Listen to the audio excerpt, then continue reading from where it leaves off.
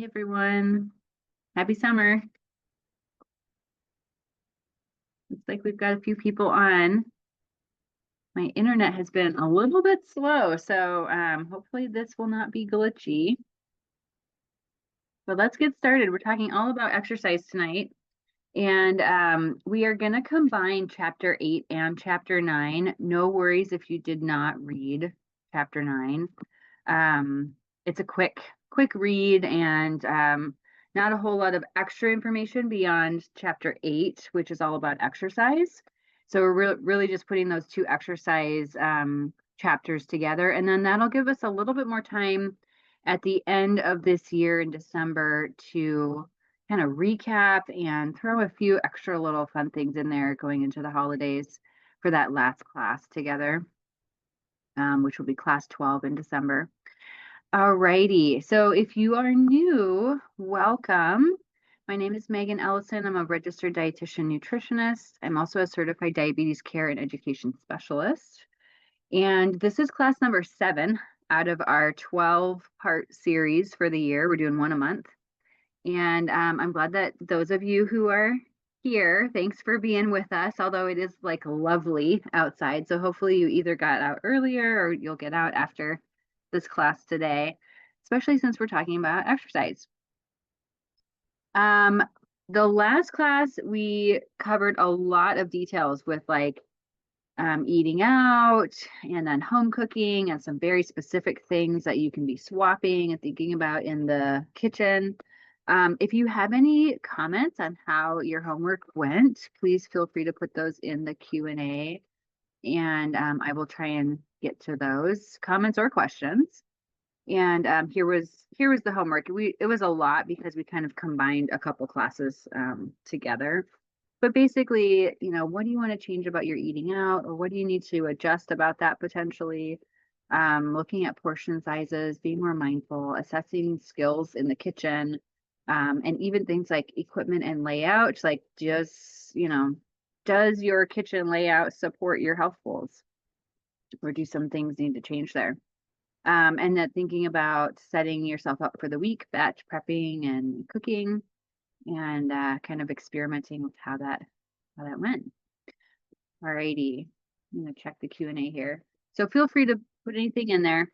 But let's get on to our topic for tonight. So we are talking about exercise, and you will notice I am standing tonight because I've been sitting all day and I need to move my body. And even just the standing, we know, does change our hormones from sitting. So if you have a desk job or you're somebody who is spending a lot of time seated during your day, it's a really good idea to be getting up and moving around. So even if you're at home right now, you can do that. I can't see you, I can't hear you, we're in webinar mode. So feel free to just like do your leg exercises or your arm exercises, or just stand up and walk around or walk in place, because the movement, even if it's like little movements, we know it really does impact blood sugar. Your muscles are the one type of muscle that can take up that glucose without the need of insulin. So it gives your pancreas a break, and you're basically like helping to regulate that blood sugar. And we use sugar as fuel in our muscles. It's our preferred fuel. So anytime you are using your muscles more, you are going to be helping your blood sugar control. And then there's other benefits, of course, like lowering blood pressure, improving cholesterol, especially that HDL, or that, the happy cholesterol, or the one that we want to be higher, that can be impacted with exercise. Improving circulation everywhere in the body, including down to the little teeny tiny capillaries, like in fingers and toes and eyes and kidneys, and even like in reproductive organs. Contributing to brain health because of that influx of nutrients and the exchange of oxygen with that circulation of blood, enhancing the immune system, improving mood. Exercise and mood is like, it's very powerful for mood and depression, helping sleep quality and lowering stress hormones, improving bone, joint, muscle health, feeling good physically, feeling good mentally. I mean, we know all of the benefits. There's so many. And really, exercise is medicine. So we really should be like prescribing this to everyone. Um, but some of you may have some barriers. So safety first with this, of course. And if you are not cleared for exercise, if you've had a surgery or an injury or whatever, talk with your doctor or talk with hopefully you have like a physical therapist if you've got some barriers to exercise, to be getting the right activities for you and to be progressing at the right pace for you. Slow and steady wins the race in this game. It's not about the, sprint, the quick sprint, and then the sitting for the week. We're actually going to talk about that. It's the next chapter is called Don't Be an Active Couch Potato. And her point with that was like, don't be one of these only weekend warrior people where you go out and do something crazy on the weekend and then you're just sedentary all week long, because all the little things do add up too. So we'll get to that in a little bit, but yeah, we want to be careful. And remember that, you are not your former self. So if you are out of exercise and you're getting back into it, a lot of times, our mental perception of where we should, quote unquote, should be at is different than the reality. So you really want to ease into it and avoid injury. I see this a lot in my patients who are newly retired and all of a sudden they have a lot more time. They're going to get back into the gym. They're going to start a new routine. And then they get an injury that sets them back because they were over exercising or they were overdoing it, or they were just like remembering what they used to do and trying to do that instead of easing into it. So you got to listen to your body for sure. And then for any of you who are on blood sugar lowering medications, just know that exercise does lower blood sugar. So there is a risk of hypo or low blood sugar, hypoglycemia. And so you want to have like a snack, preferably a snack with some carbs before exercise. And ideally you would have some rapid acting carbohydrates on you, like candy or like a little box of juice. If you are someone who knows, that you do tend to go low because exercise will lower your blood sugar. Okay. So some tips and recommendations. The mindset, like your approach to quote unquote exercise. Some people don't even like that word, right? So maybe you change the word to activity or moving your body. But we want to change that mindset from like a should, the finger wagging should, to you get to, or you can take a walk, you choose to take a walk, you get to take a walk. Really thinking more about like positive language and the access that you do have to move your body. Some is better than none. So I see this a lot in my patient population where they feel like they have to do like an hour, like they have to do a whole class or they have to work out really hard or they do nothing, right? So it's kind of all or nothing thinking with it. And the reality is like we have research that shows even 2 minutes of movement will lower your blood sugar after a meal. So every little bit counts. And especially for blood sugar, but also for weight management, because everything is burning calories, right? Even the fidgeting things, which we'll get into in a little bit. And then you have to individualize it. It has to be something that you like, that actually fits your routine. Like if you're not a morning person and you're trying to exercise in the morning, probably not going to last, right? Or if you're doing something that you really don't enjoy, it's probably not going to be sustainable. So think about your schedule, think about what you like to do, maybe have an accountability person. But yeah, you might need to adjust from what you think you should be doing to like what's actually going to be practical. So here are the guidelines, CDC guidelines, which are also the physical activity guidelines for Americans. The number one guideline is to try and avoid inactivity, like avoid sitting all day long. Then beyond that, we do have some specific recommendations for cardio and for strength. and for stretching. So the cardiovascular, or basically like getting your heart rate up, recommendation is 150 minutes of moderate intensity aerobic activity or 75 minutes of vigorous intensity aerobic activity. And we'll talk about what those two things mean in just a little bit. Also, resistance exercises, so like strength exercises, at least twice a week. This is so important for long-term trajectory of blood sugar control, like into your future. And even more so important for women, especially postmenopausal women, because we have a harder time maintaining that muscle and bone density. And so the strength exercises are, even more important. Plus, we start out with less muscle mass typically than the guys. Beyond these minimum goals, you will likely have some greater benefits. And then we don't want to forget about stretching, because that is really the third mode of exercise. So we've got the cardiovascular, or like aerobic, the strength, and then also the stretching. And it's recommended stretching at least a couple times a week as well. Okay, so aerobic, or like cardiovascular, or sometimes we call it cardiorespiratory exercise, because you're getting your breathing up, you're getting your heart rate up. And those are repetitive motions. So like walking, biking, swimming, dancing, cross-country skiing, rowing, anything that is repetitive like that. And you're doing it for, more than a couple minutes at a time. If you're getting your heart rate up, you're getting your breathing up, that is considered aerobic. The hardest part that I know for myself, but also for my patients, the hardest part is getting out the door, right? So like getting on your shoes and getting out the door. It's not really the walking per se for most people, although I do have plenty of patients who have barriers, like physical barriers. But for those of you who can, probably the biggest piece of the puzzle is figuring out how do you get started with it.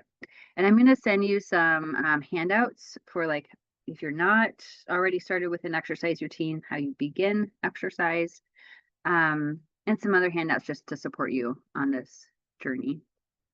So with the aerobic, you could break up that 150 minutes however you want to do that. So it could be the 30 minutes, 5 days a week. It could be 20 minutes, 7 days a week. It could be 3 50-minute bouts over a week. But however you want to kind of work up to that 150. And if you're doing none right now, then of course, like 150 is a good goal to work up to. But maybe you start with, like, you're working up to 30 minutes in a week. Start with where you are.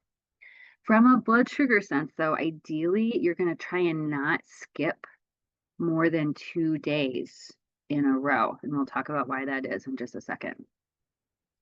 And then as you're progressing, you can work on length or intensity or days of the week. Like, there's different ways to increase over time.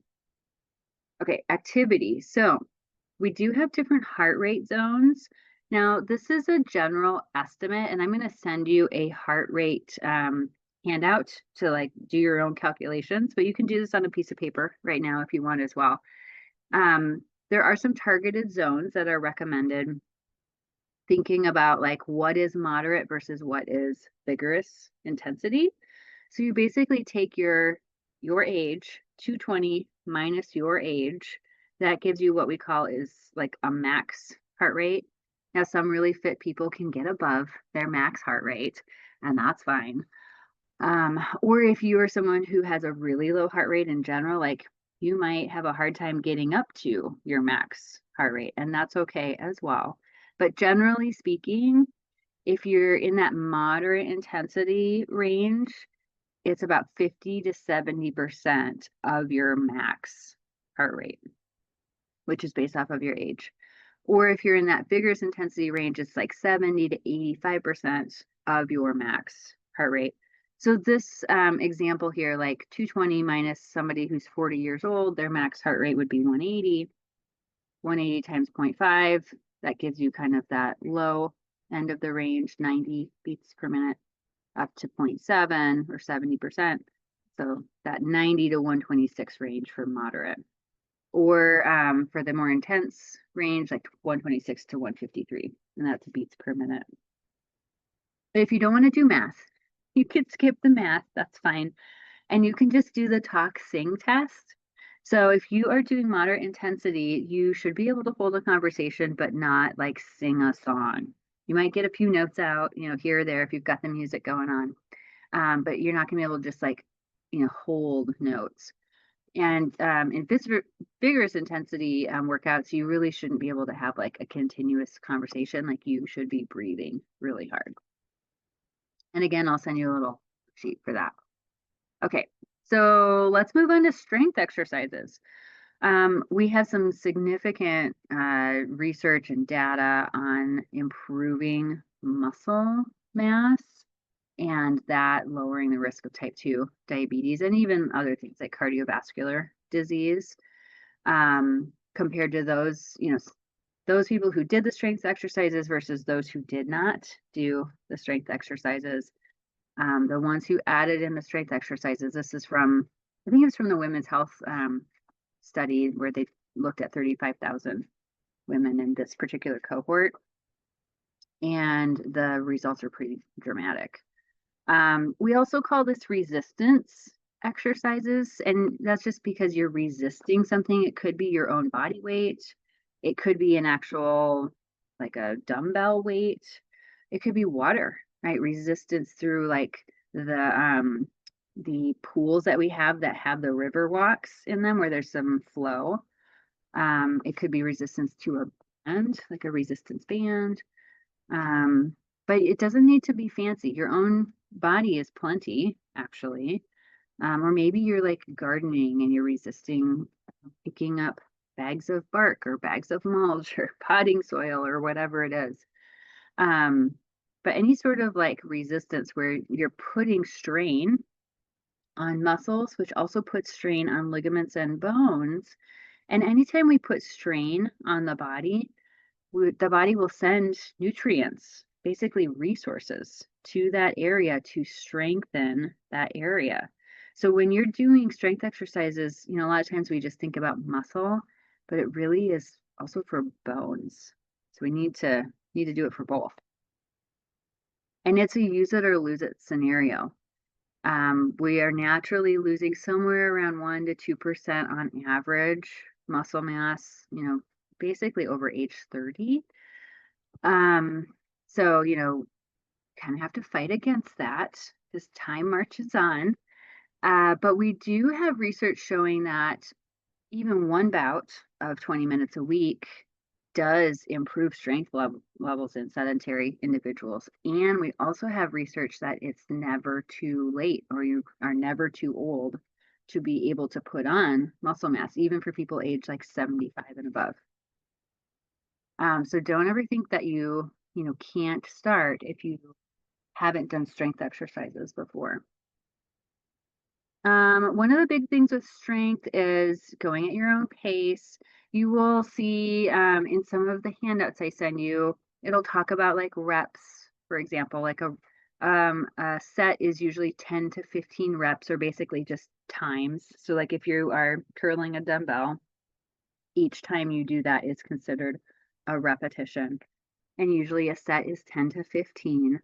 I'll send you, some handouts that my exercise physiologists created for us in the past to kind of give you like what is a basic routine to get you started. But you do want to think about like different body parts. So ideally, we tend to not encourage like doing the same body part day in, day out, like, from day to day to day to day. You want to break to allow those nutrients and the rebuilding of the muscle in between. So usually it's like a day in between. So if you did arms Monday, maybe you do legs Tuesday, maybe back to arms Wednesday, vice versa. Or if you're doing full body sessions, maybe you just like give a break and do cardio or something different in between your strength sessions. And then if this all sounds like foreign, like a foreign language to you, then just maybe get a trainer for like 1 or 2 sessions even to get some help with starting.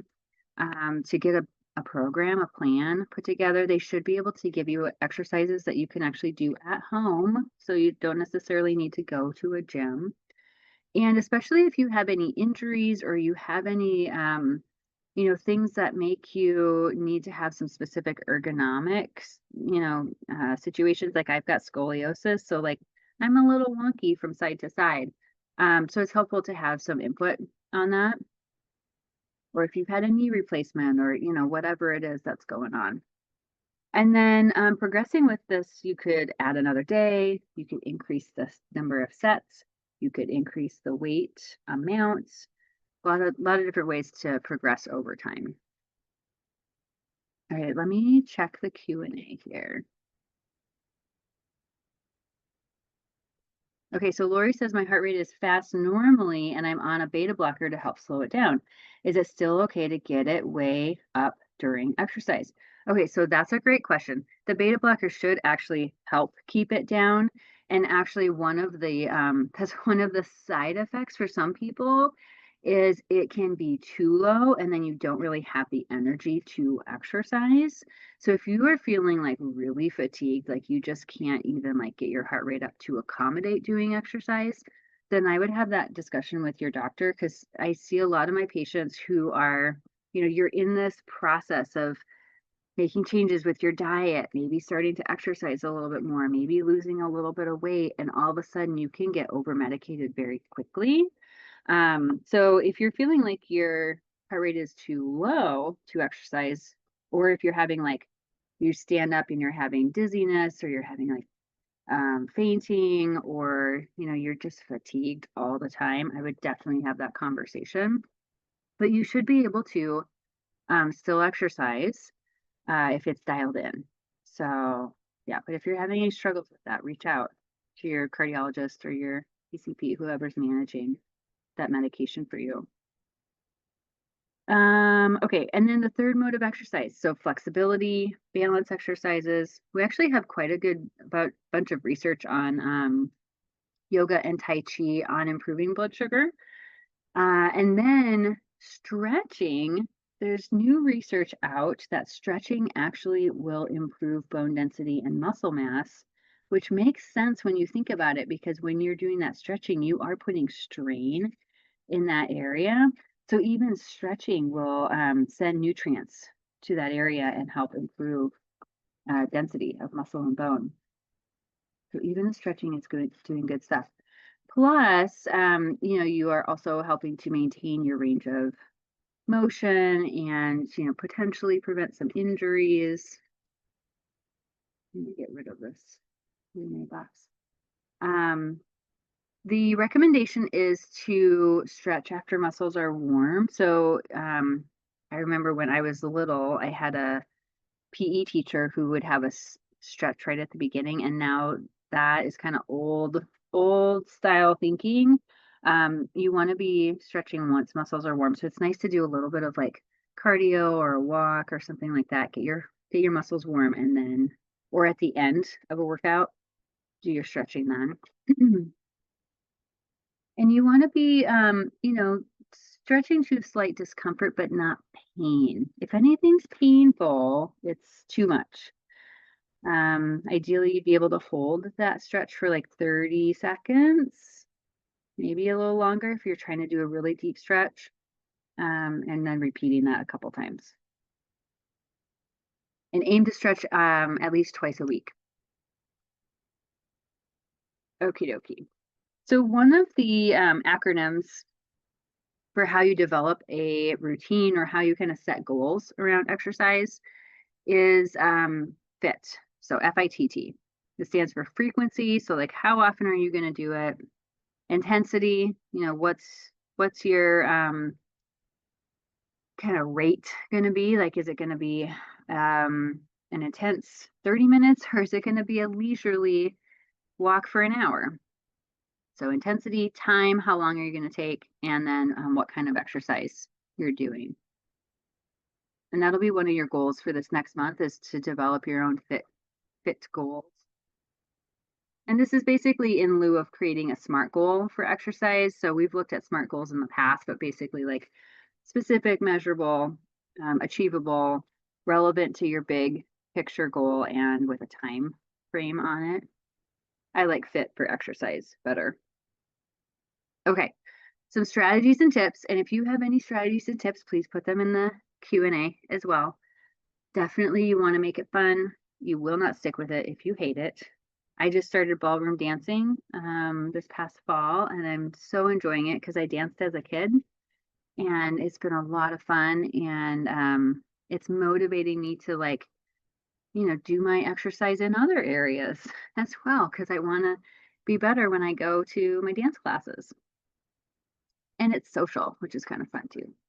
Identify your barriers, problem solve around them. Like, what's the thing that's getting in the way? Maybe there's multiple things getting in the way, but sometimes we don't even really realize what it is until we sit down and actually like take time to maybe even brainstorm it, like mind map it. Like, what is going on here? Why can I not get out the door, right? Or why can I not get to the gym? Or what's the barrier to keeping me from doing this thing that I know makes me feel good and I have better mood and better energy after I do it.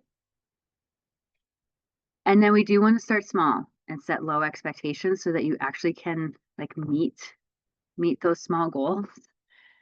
Focus on the habit first, developing the routine, not on the length or the intensity or, how often you're doing it. It's really like, can you get your shoes on and get out the door, even if you set like a really, really small goal, like 2 minutes, because it's that habit of the muscle of getting out the door that you're developing. And then the routine will progress in your time and intensity and all of that as you go along. You might want to put two things together, like habit stack it. So like maybe you're already doing something, like you always watch the news at 10 o'clock, or it'd be better if it was earlier, like not right before you go to bed. Like, the evening news and the elliptical, or a favorite show and the treadmill, or a walk and a catch up with a friend. Or a lot of times I will be catching up on like webinars and research while I'm doing my walks around the neighborhood, or even just music. What else? Get curious, maybe try new activities or something that you haven't done before. Challenge yourself. That actually is really good for our brain, to get out of our comfort zone and learn some new things. And you might be surprised at what you actually enjoy. And then it is helpful to have an accountability partner, like somebody who's gonna, either meet you for a walk or meet you at the gym or check in with you on how things are going. Sometimes people will also use these fitness trackers or gadgets. I've got my little Garmin watch on that will buzz me if I'm sitting for a long period of time. And also I can look at my steps for the day, which is helpful. Like, I will check it. My steps are really low today. I want to tell you what it is. It's really low. So I need to take a walk tonight because I've been at the desk all day.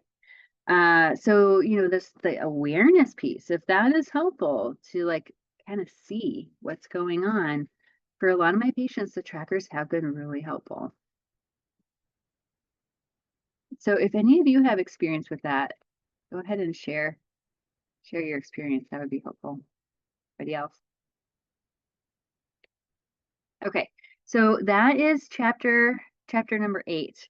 I know that this is probably like one of the hardest topics. Not for some people, like some people are just exercise people, right? But I will say for the majority of my patients with diabetes, and again, we're trying to think about preventing this, not just for now, not just for 5 years from now, but forever, right? The exercise piece really does have to happen because of the muscle. Because otherwise, like, diabetes being a progressive thing, part of the reason it's progressive is that muscle loss. We really need to maintain the muscle and get you moving day to day, thinking about just lowering blood sugar throughout the day. Okay, so chapter number 9, all about don't be an active couch potato. So here's that recap of the guidelines. So avoiding inactivity, that 150 minutes of moderate intensity or 75 minutes of vigorous a week, strength training at least twice weekly, And then don't forget about stretching. So, it looks like my slides are gone. My pictures are all missing from this slide. So why are we so sedentary? Basically, the pictures on here, you can probably guess what they were. So even things like a lot of you probably remember TVs without remotes and clothing that needed to be ironed. Even like when I was growing up, we actually had an old hand washing wash machine where you would put things through the wringer. Um, we just did things more manually back in the day. And now we have, Roombas to do our vacuuming for us. We don't even have to like push a vacuum around. So, technology is amazing, but we have had a lot of technological shifts, especially in the last 50 years, that have really changed how active we are just in what's called our activities of daily living, or our ADLs. Our ADLs, we have all these technologies where we don't even have to like really move anymore. Plus, now we've got, phones that we're very much tied to. And so we've got more screen time. So we are more incentivized to sit, and we have vehicles, and most of us, we're not living in communities where we can just walk to the market and walk to the garden and walk to the, cafe and walk to your friend's house. We have to get in a vehicle and sit. And then you're driving on a road or even a highway here in the Northwest in Seattle. So, it's just kind of built into our lives, this sedentary behavior now. So if you can think about like, what are some ways that you can actually activate some of those things? I'll get to a list in a little bit, but think about your current routine right now. Like, how much are you sitting versus how much are you moving throughout your day? Okay. And then I don't know why my pictures are missing, but exercise used to be built in. And this is basically like we used to have more active jobs. We've lost millions and millions of farms in the last 100 years. We used to, as a living, be much more active. And now we have a lot more desk jobs. On average, I saw a statistic at one point that was saying like it's around something like 160 to like 220 calories difference a day, which doesn't sound like a lot. But when you add that up day after day after day after day, plus the fact that we have all this really calorie dense food as well, it's like a double whammy for, partly why we have an obesity epidemic in the United States. Okay, so the most variable control factor or controllable factor is physical activity. And I do want to show you this. So let me see if I can get to, let's see if it'll display. Picture cannot be displayed. So weird. It's like showing up over here, but then not showing up when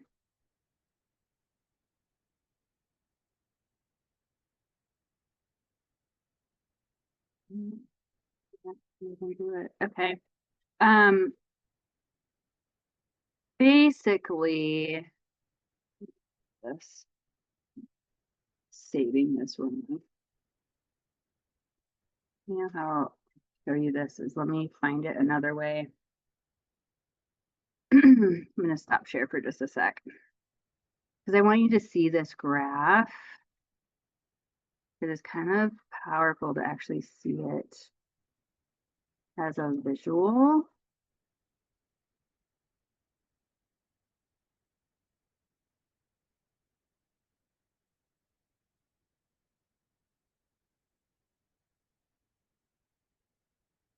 Okay. Let me share my screen again.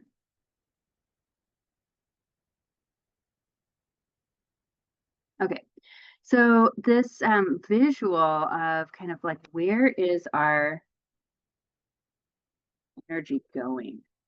So when you're thinking about what you can control out of like how many calories you're burning, the majority of our calories is just resting energy expenditure. Like 60 to 75% is just like your brain, your heart, your breathing, your normal metabolic processes, just the fuel to keep you alive. Then there's a little bit of fuel used to actually metabolize our food. It's called the thermic effect of food. Basically, you lose some calories, which is heat energy. It's on average about 10% heat energy is lost from like a mixed meal where you've got carbs, proteins, and fats together. So some of that goes to just processing that food. But the physical activity piece is a big chunk of the pie, and that's the one you really have a lot of control over. Somewhere between 50 up to 30%, maybe even more for people who are super active, can be adjusted with, how active you are throughout your day. The other piece that you will affect if you have more muscle, your resting energy expenditure will also be a little bit more because you have higher metabolism because muscle burns more. So even your resting will be a little bit more elevated when you've got that muscle mass that you're maintaining or even hopefully gaining over time. So this, piece of the pie is what we're going for with this, which is that's a big, big piece, 15 to 30%.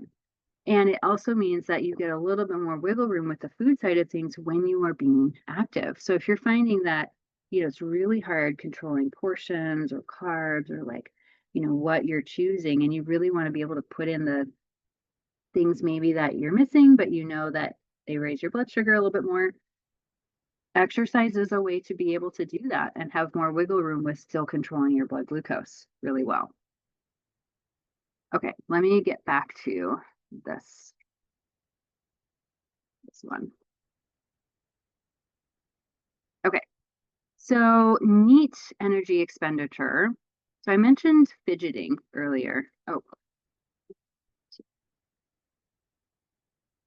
I mentioned fidgeting. Basically, like anything that is not quote unquote exercise, like formal exercise, and it's just like the activities of daily living. It's like my hand movements that I'm doing right now. It's the tapping my foot while I'm sitting at my desk.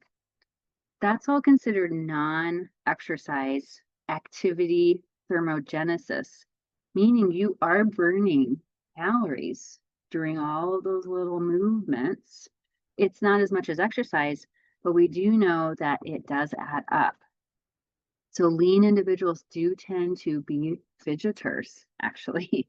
They have more movement built in throughout their day. They're people who really can't like sit still. Lean participants in this particular study burned about an extra 350 calories on average daily through neat energy expenditure. That's a lot. That's actually very significant.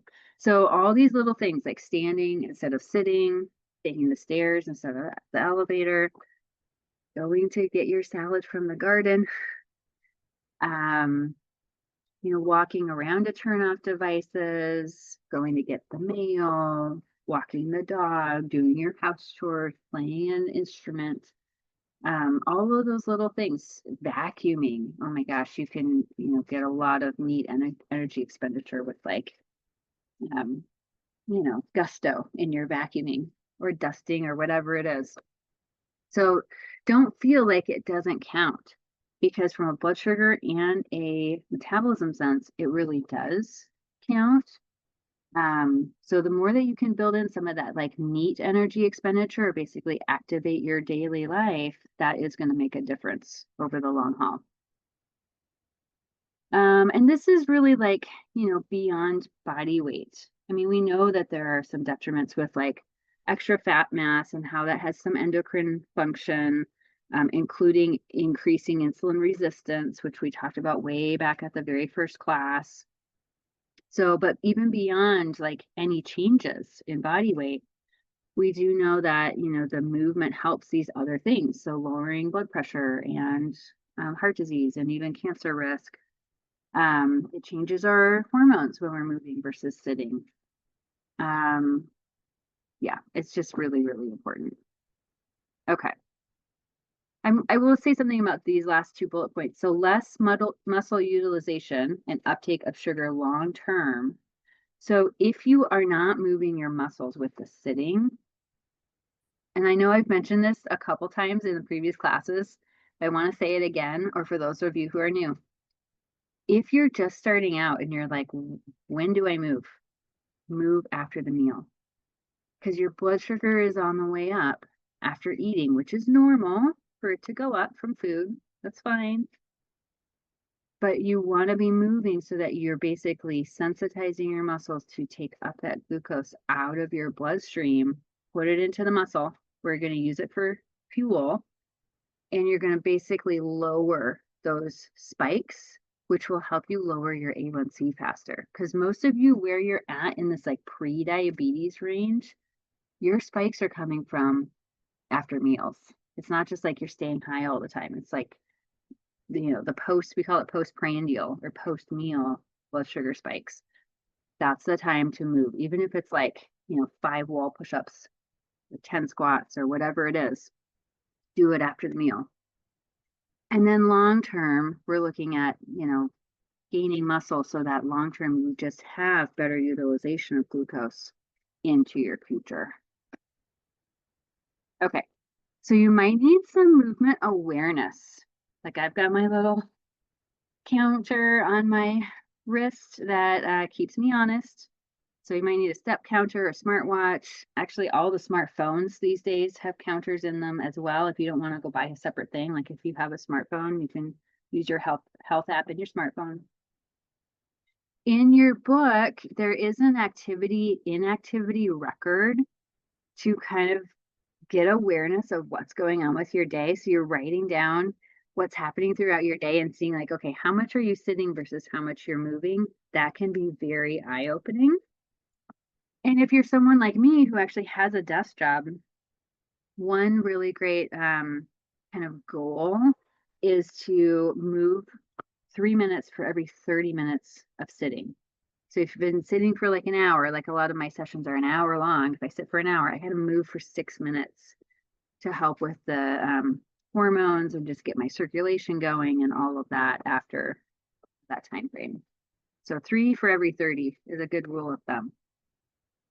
And here's some ideas. So let me actually look and see if anybody has added things to the Q&A. Nancy. Oh, my screen did not change. Are you still seeing an old screen, Nancy? Let me just reshare.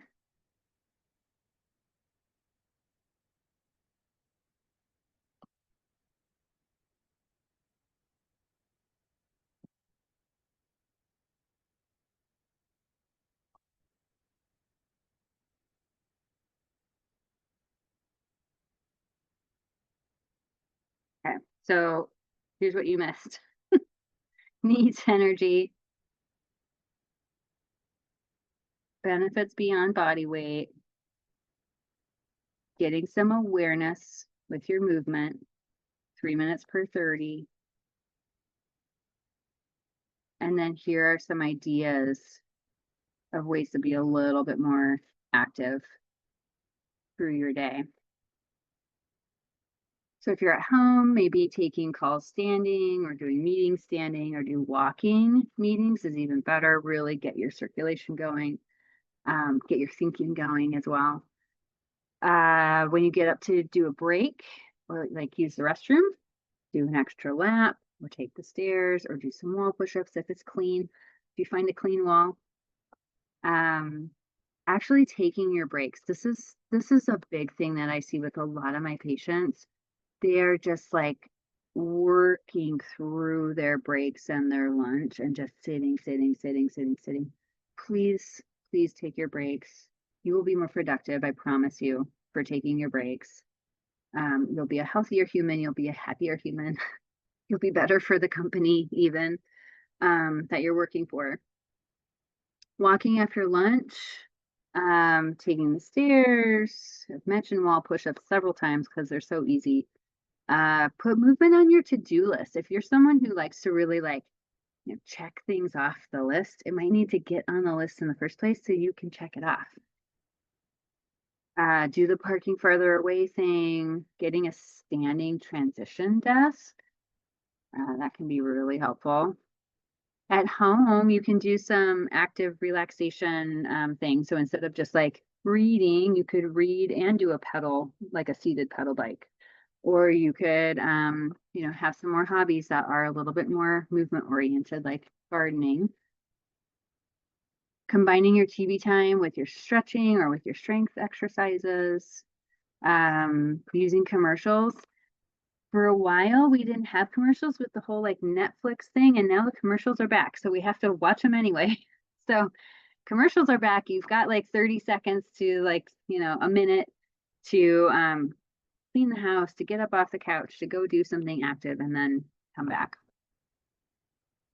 Put two things together, like the reading with, something that is safe, like a stationary bike or like an elliptical. Or if you've got the, like audiobooks where you can just put some earbuds in and listen to like a podcast or a book on tape, that would be great. And by tape, I mean digital, of course. Squats while brushing your teeth. I really like this one. It's like a really good start and end to the day where you're using your biggest muscles, which are your legs and your glutes. And you're standing there anyway, taking 2 minutes to brush your teeth, like you might as well get something else done. Or while you're standing at the counter waiting for the coffee or the kettle to boil, do your counter push-ups, get some arm exercises. If you do that every day, like the brushing the teeth thing, fits twice a day for 2 minutes each time, that's a half an hour of squats for the week. That adds up over time, I will tell you. And sometimes I'll do the squats and then also my calf raises, which feels really good, or stretches at that time. But you're already standing there. So like make it a little bit more active, or like what we call habit stacking. Like you've already got the habit, you're going to brush your teeth, put the thing you want to do with that. Okay. So think about your motivators. We want to think back to your wellness vision. For those of you who have been with us from the beginning, from class 1, where you really thought about like, where are you going to be 5 years from now? What's your vision of your health and your wellness for yourself? Where are you headed? We guys keep those things in front of us. Keep our motivators, keep that positive vision in front of us. Especially when you're making hard changes like this, like sometimes it's not comfortable because it's a challenge to push ourselves and to be doing things that, either are a little bit challenging, like physically or even mentally, or just like are kind of annoying. Like you get sweaty and then you need to take a shower and it kind of adjusts your day, right? So think back to your motivators, think back to your wellness vision, where you headed, so you keep that carrot out there. If you do have any safety concerns or any, physical limitations, please check in with your healthcare provider if you need to before starting exercise. Although most people don't need to do that. Most people have probably heard from their provider to please incorporate exercise. And then I would take some time to brainstorm, write down your fit plan, and remember all 3 modes of exercise. Like, can you get in all 3 modes in the course of a week? You might need to get some supplies. Like some of the barriers might actually be physical things. Like you might need a new pair of shoes. You might need some rain gear. You might need, whatever it is, resistance bands. So, get yourself set up with all those things. And then ideally get started. And that's your goal. So you're going to develop your fit plan, get any needed supplies. I'm going to send you that handout on targeting heart rate zones so you can work through that. And then just kind of evaluate how things are going over the next 4 weeks. I'm also going to send you, for those of you who want a little bit of a challenge, I am going to send you a 28-day squat, plank, lunge challenge. It's from MyFitnessPal. For those of you who know that it's an app where you can track dietary intake. It's a 28-day plan for progressively increasing lunges, planks, and what was the third thing I said? squats. But we have 28 days, 4 weeks until our next class in August. So I'm going to do the challenge, partly because I need it, but partly also to just encourage you to do it with me. So I'll send you that as well. And then let me just check the Q&A one more time. Yeah, Lori says there's many free exercise apps to try. There's so many things out there. So let's just talk about those really quick because we do have a few minutes here. My favorites lately on YouTube are for yoga. I really like Yoga with Adriene. There's also Travis Elliott, who has some free stuff on yoga and then also has like a paid subscription portal. So Yoga with Adriene, Travis Elliott, both of those for yoga. For fitness for middle-aged women, like strength, and it's like personal trainer information. I really like Fitness with PJ, and it's on YouTube, free. She also has a subscription model, but you can get a lot of classes for free. And it's all about like free weights, using your own body with like a yoga mat. She's fun. She's upbeat. She's in her probably mid 50s. She's very, very fun. Sometimes has her niece come help her with the sessions. So that is Fitness with PJ.